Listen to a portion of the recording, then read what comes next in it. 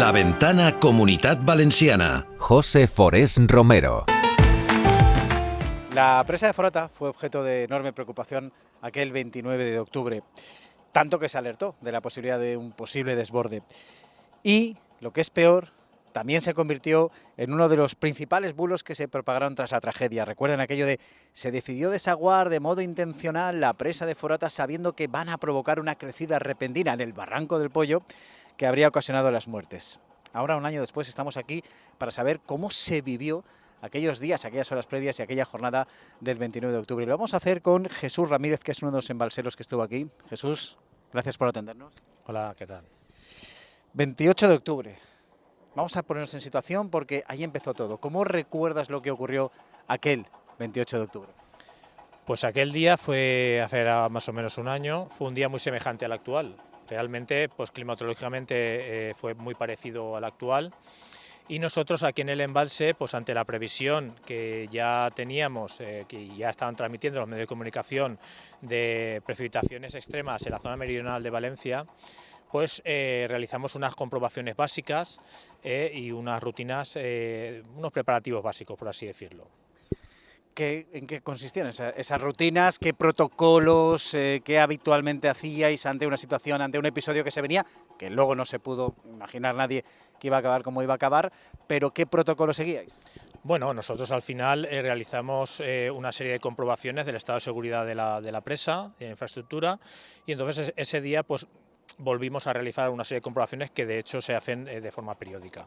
Comprobamos los grupos electrógenos y el centro de transformación, comprobamos las comunicaciones, instalamos un foco de emergencia aquí en el entorno del aliviadero por si nos fallaba la iluminación, pues comprobamos las linternas y luego también pues adquirimos comida para 2 días.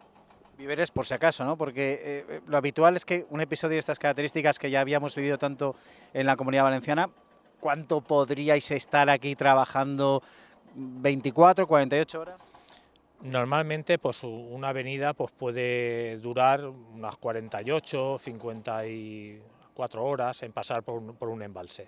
O sea, lo que hicisteis es lo habitual, prepararos, vigilar cómo estaban todas las herramientas, los grupos electrógenos, pero ¿cuándo visteis? Porque estabais 3 personas aquí. ¿Cuándo visteis que aquello no era un episodio normal? Eso ya ocurrió el día siguiente, el día 29. El día 29 nosotros estuvimos aquí en el embalse, Juan estaba aquí ya desde primera hora porque él reside aquí, yo me trasladé desde la localidad de Buñol y en ese desplazamiento ya tuve dificultades para llegar aquí al embalse dado a las fuertes precipitaciones que estaban cayendo y al intenso viento que hacía. Al final yo llegué aquí más o menos a las 7:30 de la mañana y aquí en el embalse, en este entorno, pues dejó de llover prácticamente a las 8 de la mañana. Y luego se volvió a reactivar a lo largo del transcurso de la mañana. Como consecuencia de esas lluvias, pues el nivel del embalse fue subiendo. Las entradas al embalse fue subiendo. Nosotros partíamos de una situación inicial en la cual el embalse lo teníamos muy bajo porque veníamos del estiaje, también de un periodo muy seco, y entonces teníamos el embalse en una capacidad sobre unos 5,4 hectómetros, sobre los 37 que le caben. Entonces teníamos una gran capacidad de poder almacenar agua. Conforme fue transcurriendo ese día 29 por la mañana, las entradas al embalse se iban aumentando. Entonces básicamente pues fue progresando 12, en 2 horas pasó a 24 metros cúbicos por segundo la entrada, ¿vale? 94 y luego a las 4 de la tarde pasó a 1500 la entrada. Entonces ahí ya vimos, ante esa elevación tan abismal de 94 a 1500 en 2 horas, estamos hablando de que le entraron 11 hectómetros en 2 horas y el nivel subió 10 metros. Vale. ¿Y esa agua de dónde venía? ¿De dónde llegaban esas aguas? Esa agua venía de la cuenca del río Magro. Aguas arriba de aquí del embalse, la cuenca está más o menos en una superficie de unos 1000 kilómetros cuadrados y de toda esa agua que abarca las localidades de Utiel, Requena, entre otras, pues de todos esos montes, la Sierra de Malacara de Buñol, la Sierra del Negrete, todos los barrancos y el río Mijares, que es un afluente del Magro, hay 2 ríos Mijares en la comunidad, aquí tenemos uno pequeñín, pues de la lluvia que se había producido por la mañana, pues toda esa lluvia se captó pues, esa red de drenaje y acabó aquí en el embalse. Antes de empezar esta entrevista, me has explicado cómo se miden las cosas, los periodos de retorno, etcétera. Tengo miedo a ponerme muy técnico, pero sí que me gustaría que de alguna manera pusieras resumir la potencia, la bestialidad de aquello que estaba aquí, lo que suponía en cuanto a tanto lo medís habitualmente en la Confederación. Sí, el periodo de retorno es una medida que utilizamos para ver la magnitud de un suceso, cómo de grande es un suceso, ¿no? Alto es periodo de retorno, es un parámetro estadístico, pero que no podríamos asemejar a la magnitud de un evento, ¿no? de lo grande que puede ser. Entonces, en este caso, según el hidrograma que nosotros tenemos en las normas de explotación, pues este suceso alcanzó un periodo de retorno de 10.000 años. Eso es una cota, vamos... Por el que estábamos, normalmente ese es el límite total. Podríamos decir. ¿Y cómo informabais? Mientras estaba ocurriendo todo eso, ¿cómo informabais a la Confederación? ¿Cómo estaban las comunicaciones? ¿Todo funcionaba? Porque claro, luego vimos los episodios en el que las comunicaciones eran inviables, imposibles, nosotros mismos intentando hablar con alcaldesas, alcaldes a eso de las 8. ¿Cómo funcionabais? Nosotros aquí tenemos una red de comunicaciones que va por varios sistemas. Sí que es cierto que dependemos de antenas principalmente, y sí que es cierto que durante el episodio esa red no llegó a dejar de funcionar, pero sí que se ralentizaba en algunos momentos debido a las inclemencias meteorológicas. Pero pudimos transmitir en todo momento, aunque no a lo mejor con la velocidad de un día normal, los datos del estado del embalse. ¿Informáticamente también o tuvisteis que recurrir a la vieja usanza de hacerlo manual? Bueno, eso fue al principio de la mañana. Aquí en el embalse estuvimos 3 personas. El tercer compañero, que bajaba de Requena, también tuvo problemas para llegar al embalse por la mañana. Entonces él fue nuestra primera voz que nos dijo ya de la importancia de esa lluvia en la cuenca alta del Magro. Debido a eso ya tratamos de conectarnos a través de nuestra red para ver los pluviómetros, y en esos momentos también era tal la perturbación atmosférica que no se transmitía bien la información y se nos colgaba el ordenador. Y debido a eso también decidimos pues ya pasar a modo manual. Entonces a partir de ese momento nos preparamos una tabla de cálculo, y ya eso fue lo que nos permitió seguir toda la avenida en el resto de las horas subsiguientes y poder determinar con un método simplificado, de una forma simplificada, pero suficientemente precisa para nuestros fines, la cantidad de agua que le estaba entrando y estaba saliendo del embalse. ¿Cuál fue el momento más crítico? ¿Cuáles fueron los momentos más críticos? Pues los momentos más críticos los vivimos aquí en el embalse, tanto aquí como en la Confederación en Valencia, pues más o menos en la horquilla sobre las de 6 a 10 de la noche.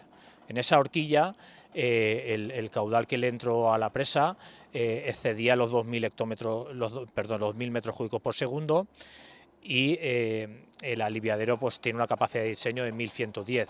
Entonces le estaba entrando mucha más agua de la que el aliviadero por su capacidad de diseño era capaz de evacuar. Y eso solo se podía sostener mientras el embalse iba subiendo de nivel. Como eso no sabíamos en aquellos momentos lo que iba a durar, pues el miedo que hubo en general fue que la presa se desbordara. ¿Tuvisteis miedo? A ver, miedo en sí, cuando estás inmerso en una situación así, intentas abstraerte de todo y solo te dedicas a hacer tu trabajo. En este caso, nuestro trabajo era velar por el estado de la presa, realizando comprobaciones permanentes sobre su estado. Entonces, intentas abstraerte de todo sentimiento y hacer tu trabajo. Miedo, pues claro, el pensamiento de lo que estaba ocurriendo fuera de aquí lo tienes, y sabíamos que esto iba a hacer mucho daño en el terreno, y nosotros pues prácticamente ahí quizá en esos momentos no eres consciente del todo de la magnitud del suceso. ¿Y después, Jesús? Después, claro, cuando ves la destrucción asociada, que en esos momentos pues ya nos imaginábamos que era importante, pero no de esa magnitud, pues claro, te impacta, claro. Y, un ingeniero, hace poco en una comisión, hablaba de que el gran peligro se hubiera producido si se hubiera desbordado por el margen derecho. ¿Qué pasaba ahí? ¿De verdad hubo un peligro más que claro de que aquello se pudiera desbordar y se hubiera vuelto impensable lo que hubiera pasado? Como he comentado, ese peligro estuvo, porque Eso en el margen derecho, perdón, en la parte. margen derecha de la presa, porque ahí el vial es un poco más bajo ya de cuando los diseñadores construyeron la presa, y pues ahí ese riesgo estuvo ahí, en el sentido de que como le entraba mucha más agua que el aliviadero podía evacuar, eso solo se podía mantener si la presa iba subiendo el nivel, poco a poco, iba subiendo el nivel, y eso no sabíamos cuánto tiempo iba a durar. Por suerte, llegó un momento que decayó la entrada muy intensamente, sobre unos 500 metros cúbicos por segundo, y entonces ahí pudimos respirar. Pero eso no sabíamos si iba a ocurrir o no. También algunos ingenieros en unas jornadas que se hicieron en Madrid hablaban del problema de las infraestructuras como la presa de Forata, de que se han quedado antiguas. Recordemos que esto fue inaugurado en 1970, acabaron las obras en el 70 y inaugurado por el dictador Franco en el 71, pero esto viene de un proyecto casi de la República. Esta infraestructura está vieja. Claro, ¿qué entiendes por vieja? Yo no entiendo nada, solo lo que dicen los ingenieros, que infraestructuras como esta necesitan una repensada, una remodelación para poder aguantar lo que, por ejemplo, se vino aquel día. Realmente esta estructura cumplió con su objetivo para la sociedad. Esta estructura fue capaz de laminar la avenida de 10.000 años de periodo de retorno prácticamente sin sufrir desperfectos, y gracias a ella se salvaron muchas vidas y propiedades aguas abajo que de otro modo se hubieran perdido. No le podemos pedir más. Está claro que todas las obras hidráulicas envejecen, están sometidas a mucho desgaste y cabe remodelaciones, pero no podemos decir que esta estructura no cumplió con su objetivo. Remodelaciones que, como podrán escuchar, se están produciendo los trabajos de reparación, pero también de remodelaciones para que esa margen derecha, por ejemplo, estuviera a otra cota. Exactamente. Como se vio, aunque la presa al final cumplió con su objetivo y pudo laminar la avenida, ahí vieron que podía ser interesante el aumentar su seguridad, porque ese es un punto que se demostró que era un punto, dijéramos, sensible, y ahora pues está actuando para aumentar la seguridad de la presa. Hemos empezado esta entrevista y me has comentado los protocolos que seguisteis, Juan, tu otro compañero, tú, todo lo que tuvisteis que hacer, la revisión de grupos electrógenos, etcétera. Después de ese episodio que vivimos, ¿se han cambiado los protocolos? Los protocolos no se han debido de cambiar porque los protocolos funcionaron.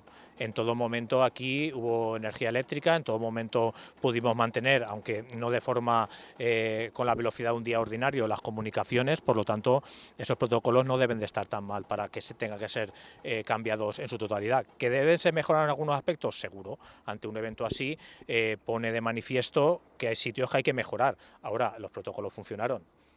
Nuevamente decimos cuando acabamos las entrevistas, gracias por asomarse a la ventana Comunidad Valenciana. En este caso, gracias por dejarnos asomarnos aquí a la ventana Comunidad Valenciana. Muchas gracias. A vosotros. La Ventana Comunitat Valenciana.